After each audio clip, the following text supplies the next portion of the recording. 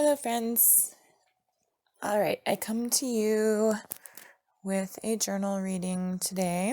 Gonna start here on July 19th, 2016. I am in a mood. Geez, I just don't understand why I feel like this so often. I don't know if it's circumstantial or if I'm just a cranky person in general. I think I was in a fine mood this morning, even though I was tired. And then as soon as I walk into the door at work, the little girl is screaming and being a whiny little brat. The little boy was being pretty fussy too, just generally not happy about anything I presented him. I think I'm just so incredibly burnt out. I can't wait for some vacation. But more than anything, I just really need to get a new job. My heart is not in this anymore. I mentioned this before, but I was a nanny at this time. So the line of thought, I'm saying I think I just need to get a new job. My heart isn't in this anymore. So the line of thought that follows is, I need to get a new job, but this job pays so well. How will I afford to make less than I do now? I've got all these bills and all these other things that I need to put money into. What could I cut out? The motorcycle? I could sell that to get rid of my truck payment. I think I made a mistake getting that thing. I was hasty. I wasn't thinking clearly. I was just thinking about that I didn't want to let Alan take that away from me. But who am I kidding? I haven't even ridden it since I got it. I'm not going to ride it by myself, am I? In my daydreams, yes, I want to keep it. I see myself riding it. But is that reality? Fear is what is keeping me from riding my bike. But fear of what exactly? I almost feel like I have some sort of PTSD surrounding the bike. Every time I think about taking it out for a ride, I make an excuse. There are a lot of negative memories surrounding riding the dirt bike, a lot of fear association. But when I was doing it with Alan, I had a reason to move beyond the fear, doing something with Alan that he loved and making him proud. Now I can't seem to find a good motivation to get in the saddle. I want to, in theory. I just haven't been able to make myself do it. And I can't figure out if that means that I don't really want to, and I wasn't thinking clearly when I got it, and I should just get rid of it, and I'm just afraid to admit that I made a mistake in buying it, or if I just need to get over my fear. I guess there's an obvious answer. Ride it. See what happens. So, I'll make a little note here. Alan taught me to ride dirt bikes, and I had gotten a cheap little dirt bike that wasn't running while I was with him, and he and I worked on it together and rebuilt the motor and got it running again. And so that's what I learned on, was this little bike I named Frankenstein, because it was a piece of shit and it was all like pieced together, and but it ran, and I rode it with Alan and his friends. And then sometime at the very end, I suspected that it was when the cops brought Alan back to pick up a few things after he got arrested, because of the restraining order. He wasn't allowed to come there, but except for this one time with a police escort, so he could just grab a few things of his. And I found when I got home from work that he had broken some more stuff while the cops were there, sitting in their car in the driveway, so they didn't see him. But he had broken a few more things, and I kept discovering like he had like etched his initials in this like front porch that we had built together. Like he was like marking his territory. And he had I discovered that he had done some damage to my dirt bike, because while we were breaking up, he was trying to stop me from doing some of the things that he had taught me how to do. Like he was trying to take off parts of my dirt bike that he had helped put on, like a rear fender. He came up with this funny idea it was missing a rear fender, so he like he like attached snowmobile ski like upside down, turned it upside down and attached it to it for the rear fender. So that was part of the reason why I named that bike Frankenstein, because it was just all pieced together with these weird parts. But so he had like tried to take the rear fender off when we were breaking up, because it was his idea and he thought it was cool and he didn't want me to have it after he was gone, I guess. And he was like trying to take some of my snowboarding stuff that he had given me. So anyway, in general, he had been like trying to keep me from doing some of these things that he had taught me how to do and that we had done together while we were together. And so after the cops brought him to pick up some of his stuff, after he got arrested, I started discovering damage to different things, and some broken stuff. And I discovered that he had like, first I noticed that he had like taken something sharp and like gouged like X's into like the sticker. There was like stickers that I had stuck all over my bike, and he had like gouged X's in some that were like particularly that held memories of us, like stuff that we had gotten together. So then I started getting nervous that he had like tampered with my bike, and I decided to try to start it, to make sure that it was okay, and it wouldn't start. And I, tinkered around with it, trying to figure out what was wrong with it. And then I finally drained the gas and there was water in it. So I believe that he had put water in the gas tank, and that was why it wouldn't run anymore. So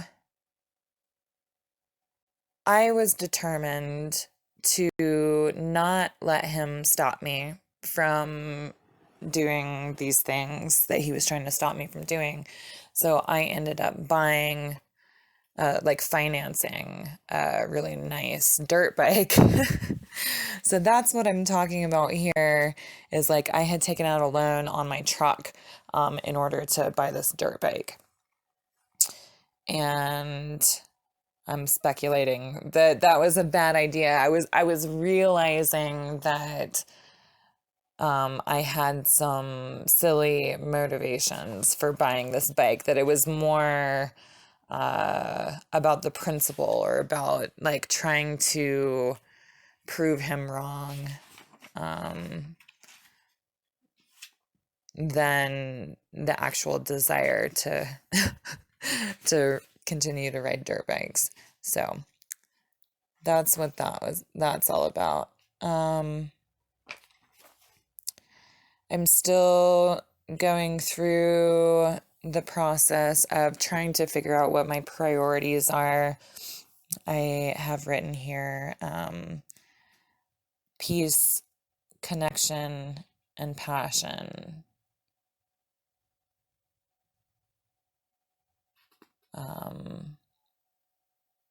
That these are, I'm trying to get my life sorted out in all of this. And so,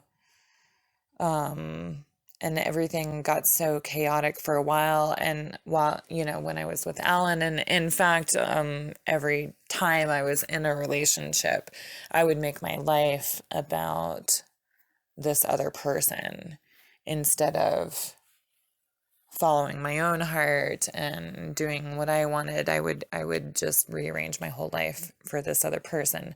And so now, in the aftermath of this relationship, I'm going through this process of trying to figure out what's actually important to me and what priorities I want to have for my own life. And I discovered that peace, connection, and passion are the three main things.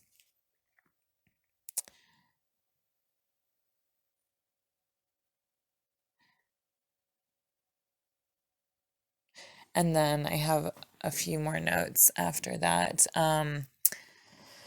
Meditation for tonight's full moon. The difference between what we want and what is expected of us. So that's what I am planning on meditating on for the full moon. Open my heart, let it be wide open.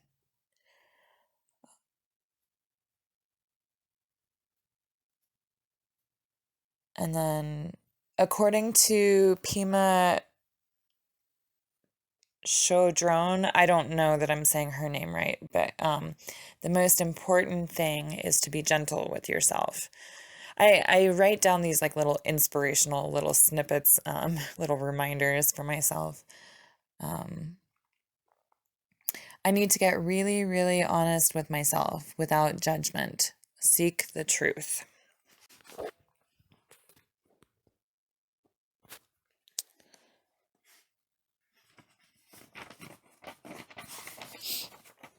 Okay, I'm going to keep going on Wednesday, July 27th, 2016.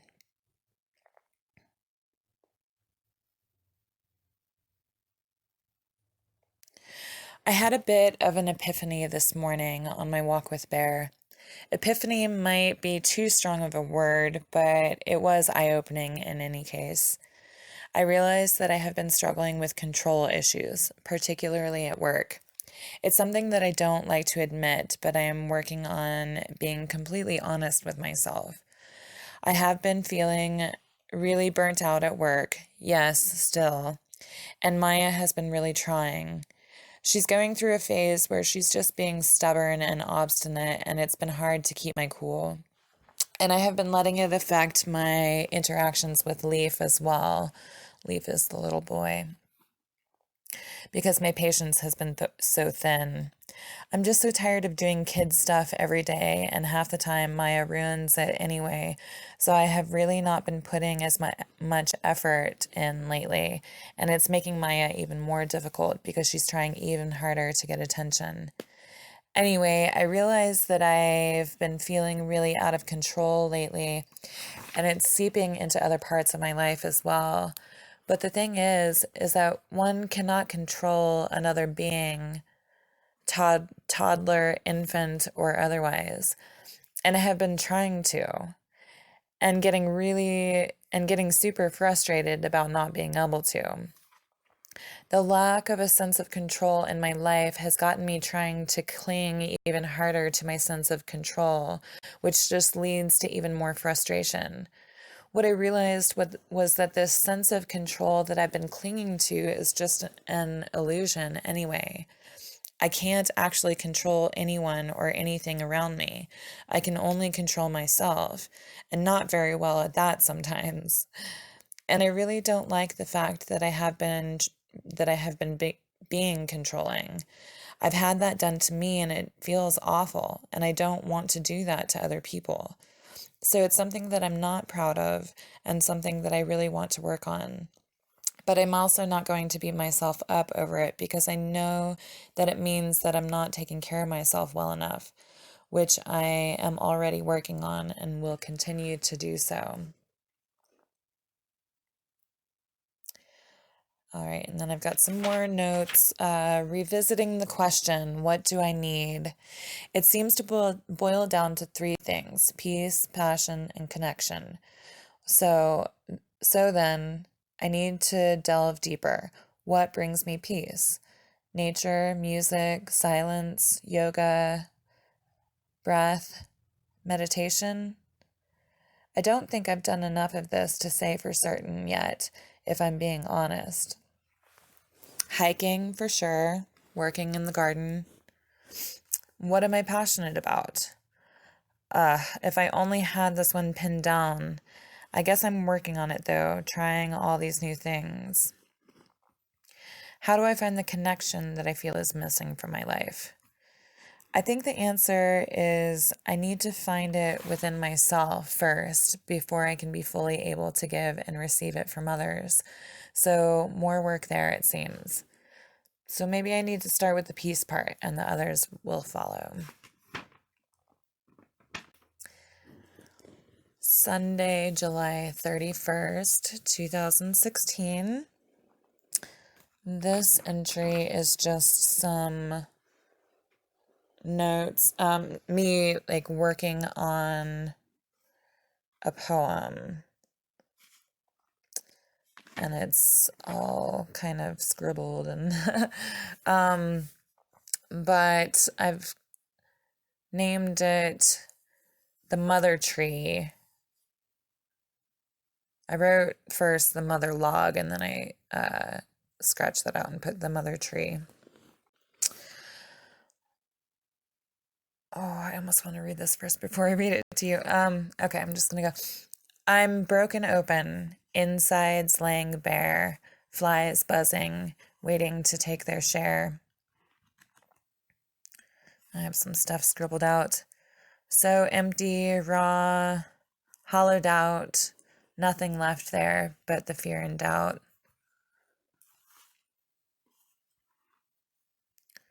Something, but as Buddha teaches,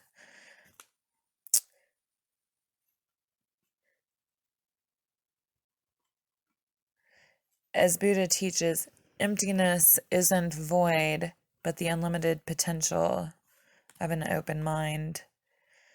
The hollow log is silent, dead on the ground, rotten wood and promises, the only evidence to be found of the hope that once lived there, so strong and so sure, unadulterated trust that was fervent and pure. That's very unfinished. Okay, I'm going to stop there.